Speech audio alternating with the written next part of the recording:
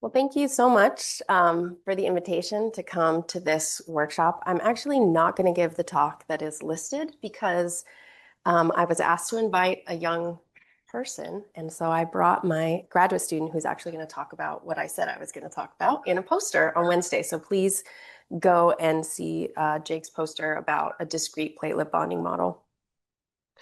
So I'm going to tell you something that is related. I'm actually not going to talk about regularized Stokeslets or regularized Brinkmanlets today. I'm going to tell you about blood clotting, and I'm going to tell you about a continuum model that I've sort of been working on for a while, and this is kind of the newest update and addition to make it more biologically relevant. So first, let me tell you a little bit about clotting. I'm not going to go into a super long introduction here, but just to give you some of the words and the vocabulary. So normal healthy blood clotting is known as hemostasis, and this is just your response to some vascular injury. And it's thought of happening in sort of two stages or phases, the first being primary hemostasis, where your blood platelets adhere and aggregate to form a plug at the injury site. And when you have some sort of hole or injury, there can actually be pretty high shear rates that occur in the flow that's exiting the blood vessel. And then secondary hemostasis is where coagulation, which is a biochemical network of reactions, takes place in the plasma and also on the platelet surfaces to generate thrombin, which converts fibrinogen into fibrin, which forms the mesh that then holds that platelet aggregate together. So I'm not going to talk too much about coagulation today. I'm going to talk more about platelet aggregation. But as many of you know, I work in the coagulation area as well. That's not going to be the focus for today. Let's see if I can go. Okay. So one thing I like to mention is that the hemostatic response under flow is actually not so intuitive to think about. So why is that? Well, the flow itself provides both supply and removal of stuff. Right? So it enhances some of the biochemical reactions by bringing all the substrates and the cells into the injury site, but it also can attenuate because it dilutes things at the same time. Similarly, the platelets, as they adhere and they aggregate, they provide this procoagulant surface to further the biochemical reactions on their surfaces, but they can also sort of play an anticoagulant role because they're covering up a lot of the proteins that are embedded in the vessel wall that are necessary to initiate coagulation. So the overall response is sort of difficult to predict when you're thinking about flow. So a mathematical representation of this process can be really helpful then because it can help us sort of understand this complexity in a very systematic way. So the goal of my group, I guess, for a while now has been to answer questions about the clotting system under flow and also not under flow by using models that offer mechanistic insight and some sort of testable hypotheses. So we're interested in trying to find out something new about the biology, perhaps, that we didn't know before that we can then test with experiments. So the motivation, so I've been working on a bleeding disorder known as hemophilia for quite some time now. And most of what I've worked on related to hemophilia is this idea that there's variability in the bleeding phenotype with this disorder.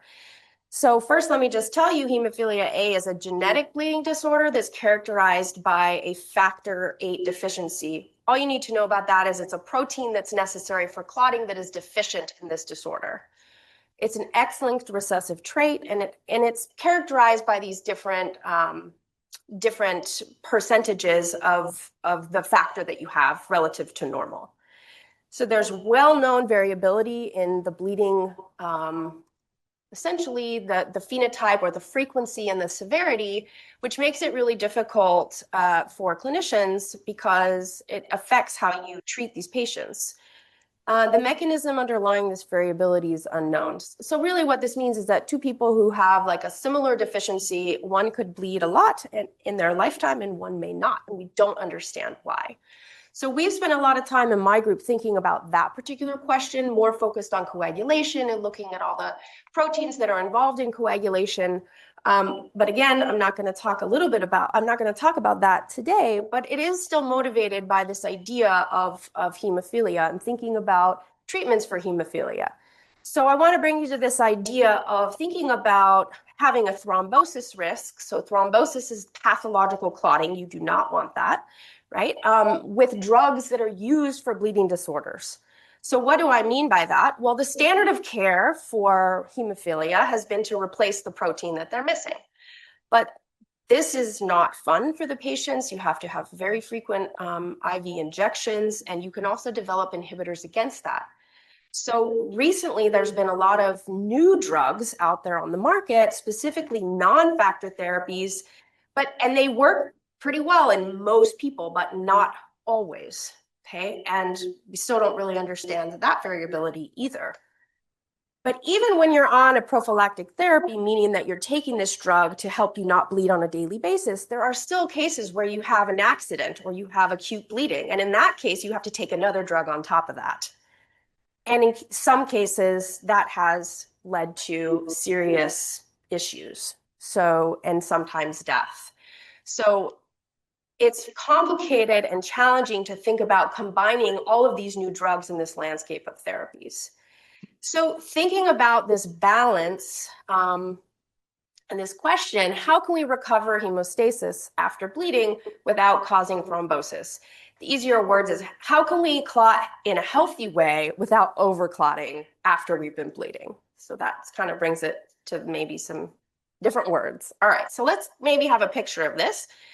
So of course, this is a little schematic. So imagine that you've got a vessel and there's a hole and blood is leaking out.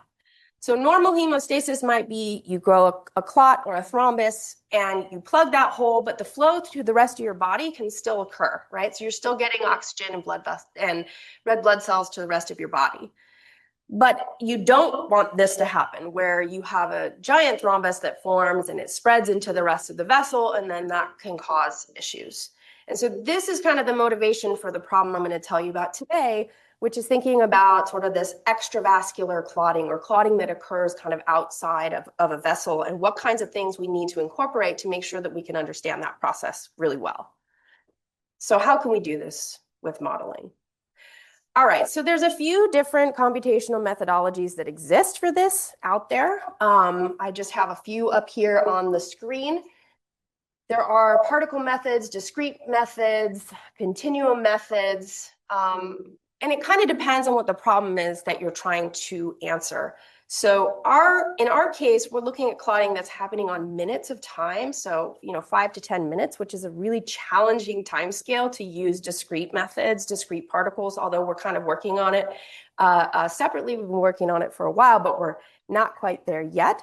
So I'm going to tell you about our continuum approach. But first, let me show you some of the experiments that have kind of motivated some of this work. So this is what we call the bleeding chip. We call it having the H geometry, as you can see, because it's like an H. It's an in vitro microfluidic device where we can put whole blood into the right channel and a buffer into the left channel, and you can adjust either the flow rates or the pressures to force the flow to go inside the interior channel. And then the experimentalist can pattern inside that injury channel with different molecules that initiate clotting. This is an extremely low throughput assay, meaning they can do maybe one a day. So it hasn't been, we haven't actually used the assay in quite some time, but it is available to us. And the other issue was that it was sort of not super reliable in terms of reproducibility. It was really hard to do these patternings.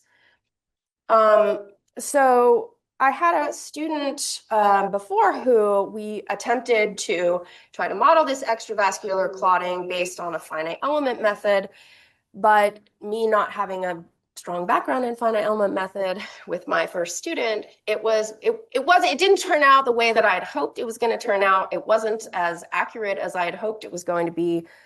And so we actually decided to move on from the finite element method and move on to a finite volume method. So what we've developed since then as a group is what we call clot foam. So some of you may have heard of Open Foam, which is an open source finite volume platform. And we now have our continuum model. I haven't even told you too much about the equations. Maybe I should have told you about the equations before. But I'll just say that we now have this as an open source software that anybody can use. We've published a paper on it in Software X that gives you many different examples and a little tutorial on how to use this code if you're interested in looking at a continuum model of coagulation. It's a simple model of coagulation and platelet aggregation. In the interest of time, I won't go through this. I mean, we have a mesh generation system in there that you can look at in the paper. So let me just kind of go sort of briefly through the equation. So what I'm showing you here is just the evolution equation for the mobile platelet. So I just want to give you a flavor of what a continuum model of platelet aggregation looks like. Since I'm not tracking discrete objects in the fluid, how are we tracking this? How are we doing this? Well, we're modeling essentially platelet densities as they move. And so if you're going to model platelet densities, you have to make up rules about how those densities are going to aggregate and move through other spaces where there's already aggregated platelets. And the way that we've chosen to do that is by using phenomenological sort of terms and functions that modify our advective and diffusive fluxes. And you can see that here in the first equation.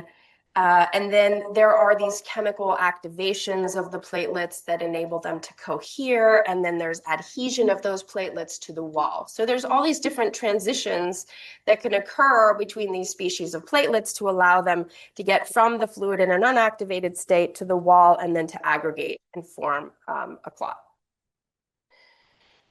Okay. And then there's a pretty simple, I would say it's simple. There's 12 total species here. In our big coagulation model, we have something like 90. This is like a reduced model, and this is what you'll find that's already within clot foam if you're interested in using that. Okay, so here's just a simulation. I know I've showed the movie a little bit on the slides before, but what I'm showing you is a simulation of that experiment that we saw before, and I don't know why it's not continuing to play. But the idea is that you see the flow moving through the right channel, and then over time, the channel occludes because the platelets are aggregating. And after some time, you'll see, I'll just show you the slices here over time. You see that where that black arrow is, these are just looking at slices of the platelet densities over time through that injury channel. And you can see here that it forms the occlusion sort of near the downstream end of that channel, but it doesn't form it until, I don't know how many minutes that is.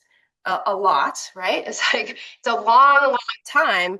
And this is actually much longer than what we saw in the experiments. Also, the shear rates that go through this channel are pretty high. So we can get into the thousands, more than 5 to 6,000 inverse seconds of shear in there. So we knew that there was something missing from the model. And so this is what we've been working on, is to try to incorporate the shear dependence of platelets in the model. Okay, so I'm not going to go through all the details, but I like this picture a lot. It's basically just showing that there are molecules that are in the plasma and embedded in the wall where platelets can bind and latch, and there's a certain kind of bonding that's affected at high shear that enables the platelets to stick. Okay, so it's called a catch-slip bond, and there's different types of bonds that the platelets can use, but the idea is that when the shear is really high, you need to have a way for those platelets to stick and aggregate, right? Otherwise, they're just all going to flow away. So they have this very special types of bonds that allow them to do that with other molecules that are found in the blood or embedded in the vessel. So we didn't have any of this dependence in our model before, and we think that this is one of the major reasons why we're not seeing the right kinds of behavior, biological behavior. We knew we needed to incorporate this at some point. So this was our sort of attempt to do that. So before, we had these 4 sort of simple models of platelets. They could be activated, they could bind, and they could aggregate. Here, all of our transitions were irreversible, meaning that things just aggregate and they get stuck. There could be activation, but there was no shear dependence and no VWF. This is von Willebrand factor. That's one of the proteins that I was mentioning that helps bond these platelets together. So our new model has a few more species and a few more arrows and a few more colors and a few more proteins that I won't go into all of the details of that. But what it does incorporate is this VWF mediated binding that does depend on shear rate. So now we can incorporate this idea that when the shear is high, a local shear environment is high, we can induce some of these high shear dependent bonds. Okay, so to figure this out, we asked our collaborators to do a couple more experiments for us because it's already a really complicated system. So we wanted to say, I just want to know about platelets aggregating, and I just want to know about these certain bonds. I don't want to look at coagulation. Can we do this? This is a very boring experiment for experimentalists, but luckily they were willing to do some of these for us. So we started off by looking at a rectangular channel where we had platelets that would come in and adhere, and they can visualize this. So here's just a couple of movies of what this looks like. On the left, you're seeing red is a platelet activation marker, and green is platelets in general. And you can see this is with just normal platelet aggregation that's occurring. There is a blockage of thrombin, so we're trying to block out any coagulation in this case. We're just looking at the platelet aggregation. And then on the right, we've actually blocked some platelet aggregation by agonists that are actually released by platelets in a positive feedback activation kind of way.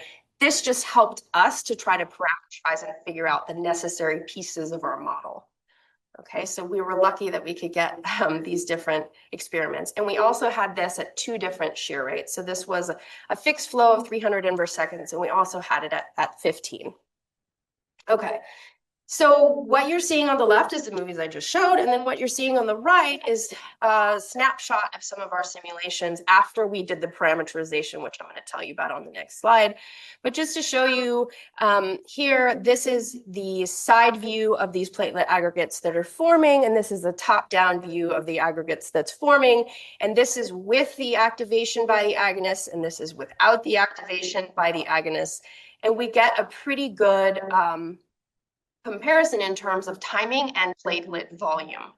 And that's what I'll show you on this slide. So again, the top row, this is the slower flow, the bottom one is the higher flow, and then the left column is the control where everything, the activation is there. And the middle column is where we don't allow that positive feedback activation.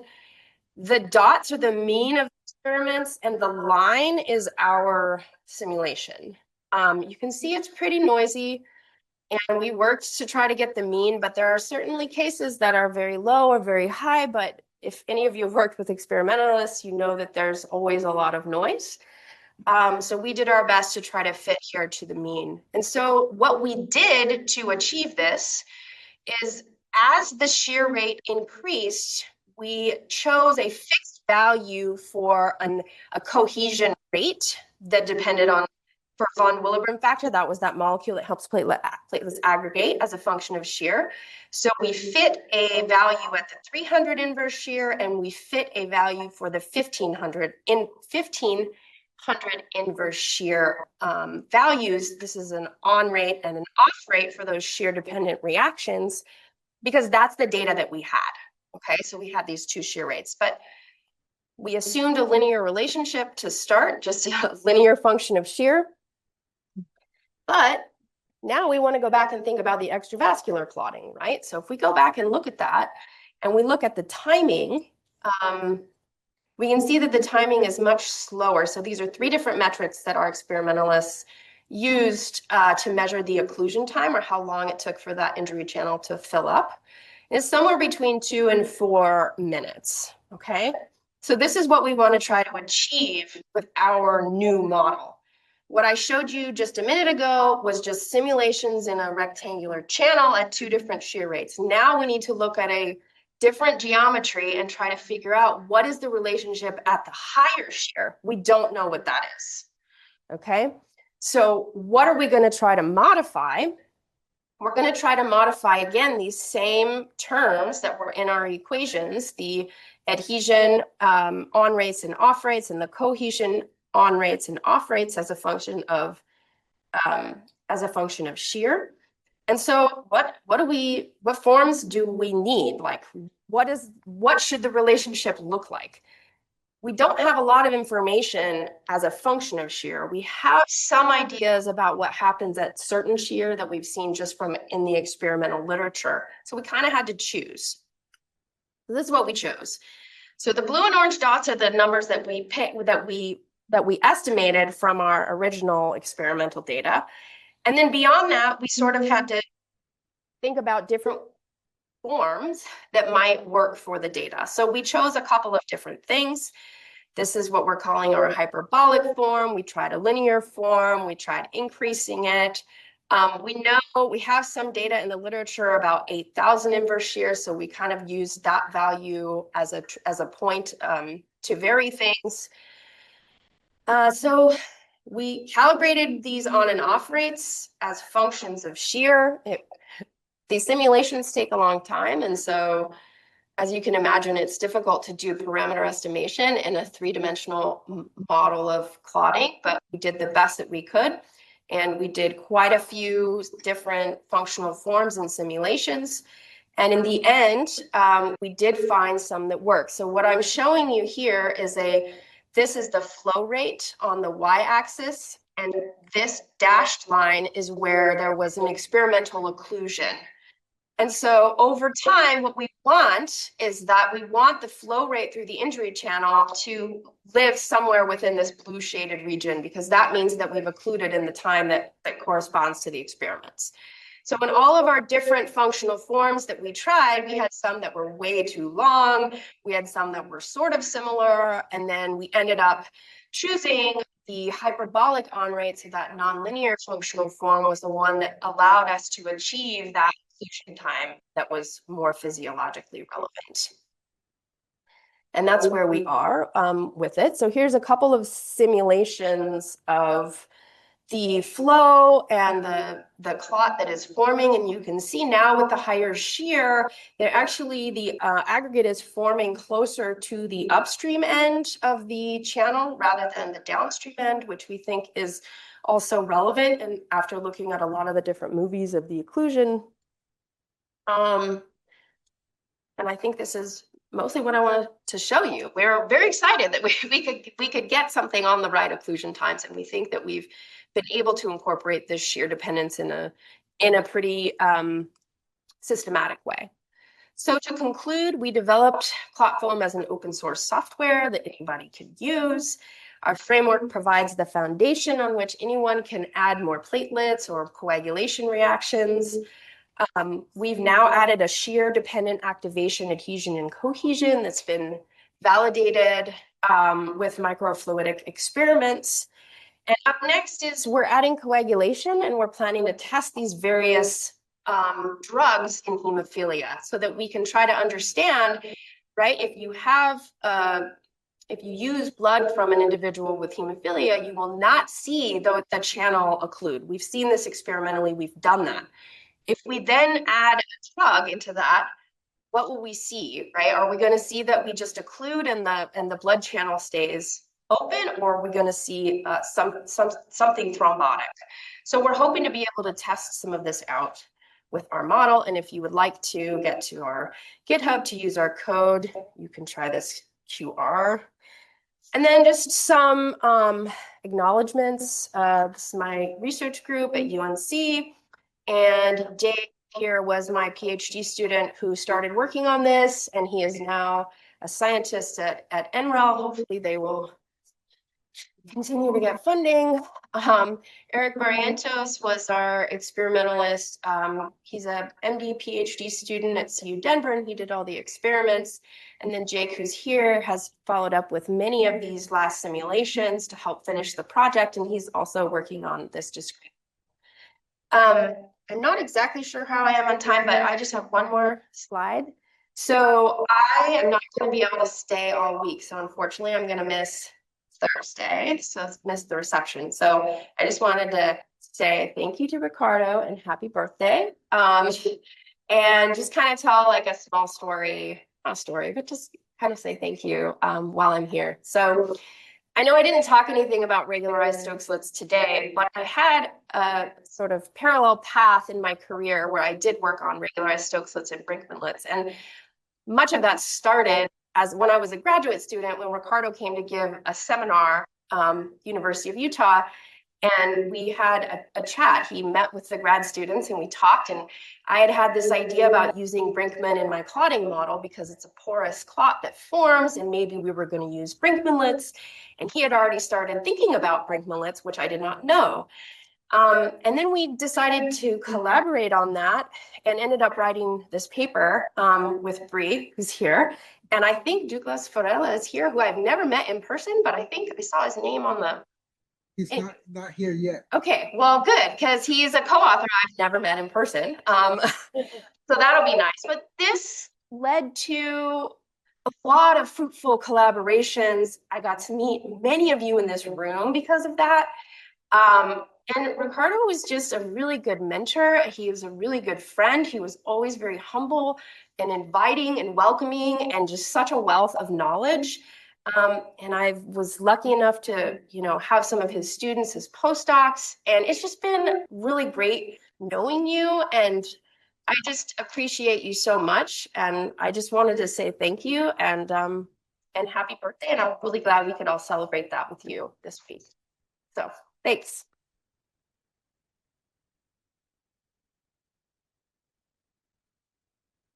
And I'll take questions about clotting if you have any. Yeah. In your microfluidic system, the green that we're seeing, are these labeled platelets? Yeah. Okay, so it's not activation that's causing them to be green. They're all green. They're all the platelets are green. The red on these was an activation marker on their surface. Yeah. And those in these experiments were mostly at the bottom of the channel. Actually, in this case, the red was fibrin. Okay, fibrin. Okay. In the rectangular channels, it was platelet activation markers. Here it is actually the fibrin and fibrinogen, which actually comes from, it's in the plasma, right? And it helps to form that clot. But even so, we didn't have a lot of, we had a thrombin inhibitor here, so we don't see a lot of fibrin here because we essentially turned coagulation off. Okay, yeah. I wanted to just follow up with, so in this setup, the blood channel, it's whole blood, so you yes. And it's human blood? Yes. Okay, and so there's a flow in the blood channel. Wash channel has no flow. Wash channel has flow. Has flow. Is it counter or no? No, they're both going in the same direction, and you can adjust the flow rates in each channel to force the fluid through the middle. Okay. Or you can set the pressures. It depending on, and they did different things in different experiments, but. And then finally, is this low Reynolds number or high Reynolds number flow? So it's actually pretty low. Okay. Even though the shear is high, when you look at the scale of the platelet aggregation, the numbers that, of course, it can depend on what you use for your non-dimensional parameters, but if you go at a scale of a platelet, it's very low, like 0.1. Okay. Or lower. Okay. So it's kind of interesting. And we have used the Navier-Stokes equations and modified those because we want to make sure that we're ready for, whatever's happening in the fluid elsewhere. Because there are some cases where there's like higher Peckley number flows that are outside that domain. So we thought about Stokes-Slits, but it computationally didn't make sense. Yeah. Oh, sorry. Scott, Lisa? Your flow rate figure slides down. It looks like there's like a little wobble that happens in the early phases. Is that back one? Are those this? Yeah, those little wobbles, do they correspond to anything structural going on, or like? Yeah, they do. You know about it? Yeah. Yeah, they do. So we think that they're mostly like this first part is like the adhesion of kind of a first layer. And then the aggregation that builds on top of that is kind of a slower process that then happens after that. So it is structural. Lisa. So in the fluid mechanics calculation, so you have a collection of platelets that are adherent, and that's how you get your no-slip surface? No, it's porous material. So we do use a Brinkman. I don't know why I didn't show any. Why didn't I show any fluid equations? I think I like hid them, and I don't really know why I did that. So let's see if I can find one. Okay, so this is essentially what the fluid equation looks like, and we have this Brinkman term that essentially it represents the spatial location and the density of that aggregate all at once. But it's just saying that there's a porous material. So there's no fixed boundary in between. And some of the other models of clotting that are out there, that is what they do. And they assume there's no flow, there's no porosity, and it's just a very like hard boundary in between. So there's different ways of thinking about it, but we found that the transport within that porous material is actually pretty important. So. Yeah. You mentioned that you begin working with finite method, and then you change from finite volume method using the open form. But yes, the program that you use for finite element method. Which is the what? The program that you use. Oh, I don't remember. I think we probably wrote a lot of the code ourselves. Okay. Then. Yeah. We had thought about using Deal 2 for a little while, but shamelessly, that was my first grad student, and I maybe didn't know exactly what I was doing. I don't know. For all of you, like it's hard, right? Yeah. It's hard out there as a young professor. So we did the best that we could with what we had. Yeah. Can't believe I just said that out loud. Anyway, okay. Let's think. Thank you.